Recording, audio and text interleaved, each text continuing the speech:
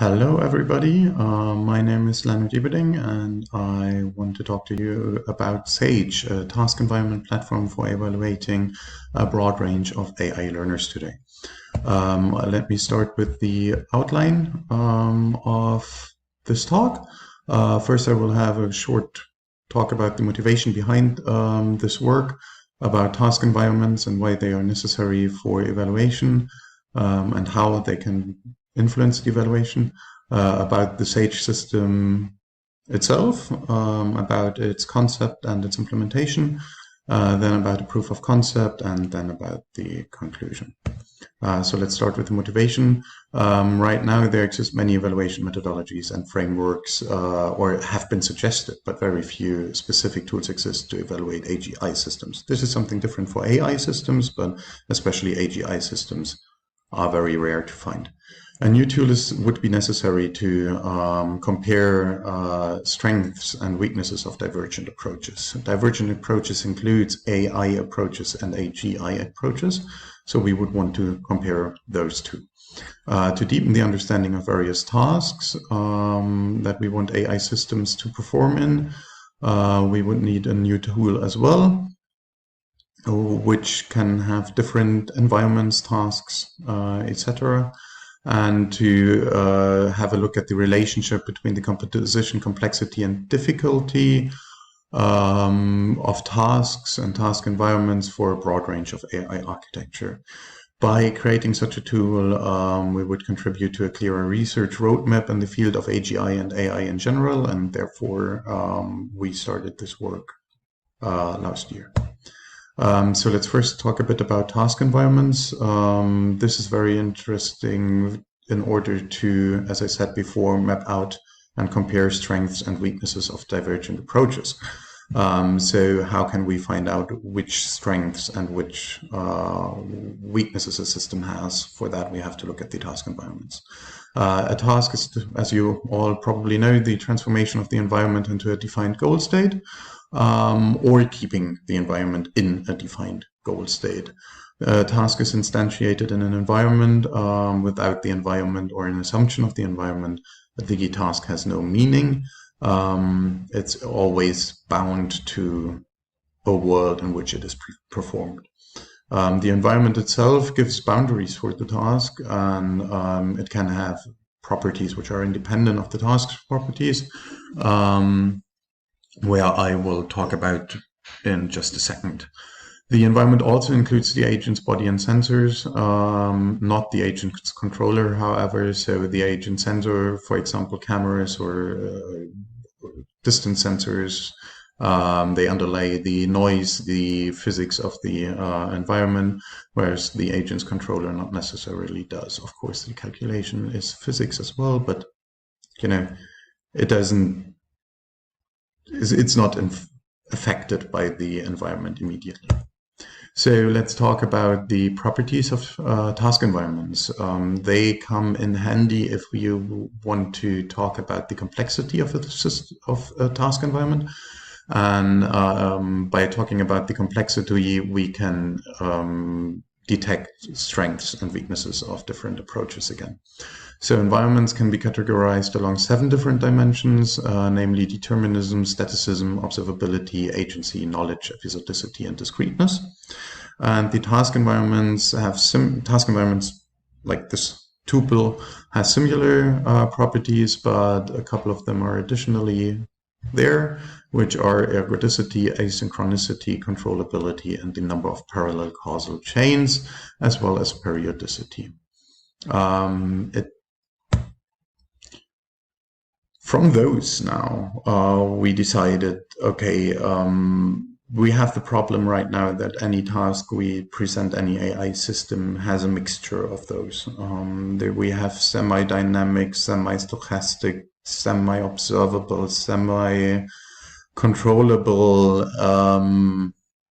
task environments, and it is really hard to figure out which parts influence the learner the most and which don't. So the idea was to create SAGE, the Simulator for Autonomy and Generality Evaluation, as a platform in which we can easily generate different task environments of different complexities with complexity dimensions independent of each other. This platform was supposed to be for both narrow and general AI architectures, so that we can see what advantages has AGI's aspiring systems. Where does narrow AI maybe even outperform AGI? So we wanted to bridge the gap between those two research fields. Yeah, the highest level of complexities we could provide were 3D simulations of robots, except from abstract tasks, which of course you could implement in any system. But since we are always talking about systems like reinforcement learners or a system like NARS, I think robots, 3D simulation of robots is a very good goal for high complexity task environments. The idea was to have automatic changes in the properties without human interference, so that we can see how the agent interacts without any human bias with the task environment. And another big part was the division into subsystems, so that we could evaluate properties isolated from each other, including the resource management for the learner, which is interesting, especially for GMI aspiring systems. The implementation strategy of SAGE was to create a model view controller agent approach. We have the system itself, the evaluation platform of the model view and controller, and it provides an interface to the agent. The next slide is very filled up. I put it in here so that you can have a read through it in the presentation slides. The important part is that the model here provides an independent interaction between agent and controller, so it can manipulate the data passed to the agent or passed to the controller independent of the other. Therefore, we can simulate observation noise without influencing the environment's dynamics and the other way around, for example. Let's talk about the proof of concept of SAGE. So it is a very early work. I want to emphasize on that, and also I want to emphasize on what we are trying to prove, which concept. We are not talking about the actual evaluation of AI systems right now. So we all know different AI architectures and what they can and can't do. It is more a proof of concept of what SAGE can do in order to help us evaluate different AI architectures. So we use the inverted pendulum task just to show what we can do. We adapted it from OpenAI Gym. The agent has only 2 actions, only 4 observables to interact and get information from the environment.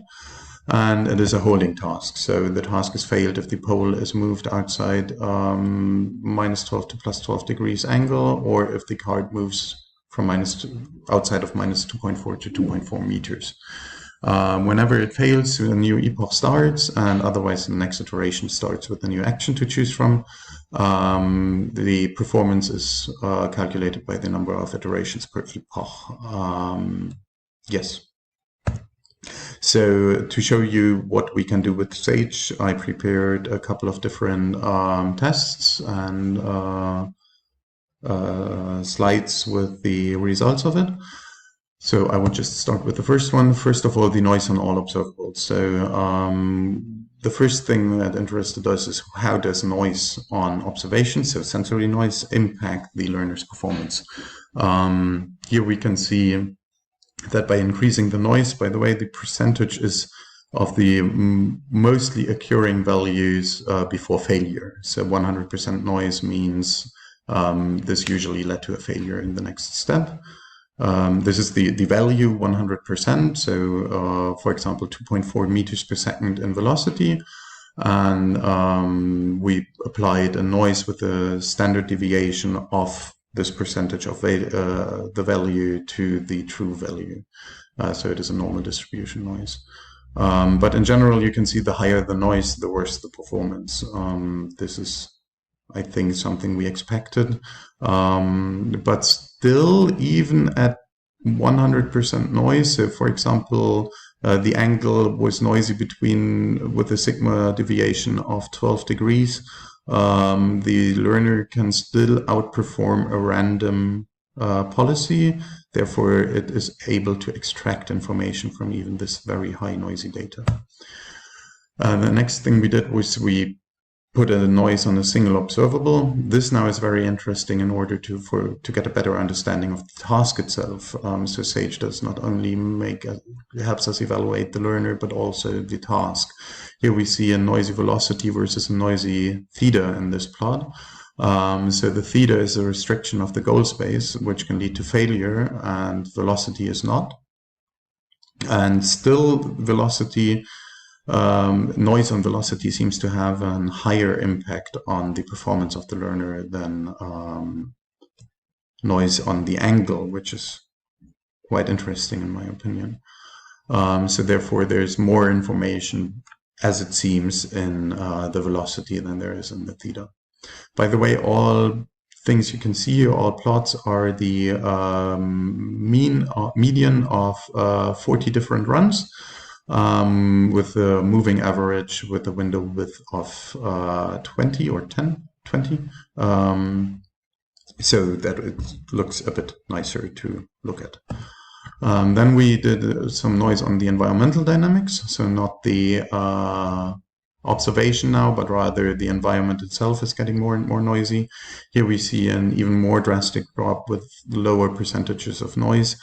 This might also be the case because of error propagation. So if we influence omega, for example, with noise, we of course also introduce stronger noise on theta. But still, it is easy to see that environmental noise has a higher impact than observation noise. Then we tried to include noise in actions. Here we see it close to doesn't make a difference if we use completely non-stochastic actions or if we introduce a noise there. This makes sense since the policy of the card poll is so easy. Noisy versus hidden observables we have next. I need to hurry up a bit because time is almost up. So this is kind of the idea, if we hide a variable versus we make it very noisy, which does outperform the other. So it's the same learner, two different cases, and we see that the noisy velocity is a worse performance than if we hide it completely from the learner. This is very interesting because this means that the agent could not decide that the information of velocity is unreliable and therefore discarded, because otherwise it would be as good as with the hidden velocity. And this now is our nice little part here with the inverted and re-inverted forces. So we inverted the whole task and re-inverted it after relearning. And here we can see the actor critic and the double deep Q learner performing. The actor critic has a very long relearning curve, whereas the double deep Q learner can almost immediately go back to the values of before. This is very interesting to see the amount of transfer learning in the system. And then, just as a very nice last thing, we managed to include open NARS for application into our testing. And as you can see, it outperforms immensely everything else. It immediately skyrockets up to 1,000 episodes and keeps up there almost all the time. Also, what was very interesting was the possibility that Sage gave us to tune ONA in order to get this high learning curve done. But this is something we can discuss on later. The conclusion for this all now is that, yeah, we just wanted to show a first glimpse into the capabilities of the Sage platform.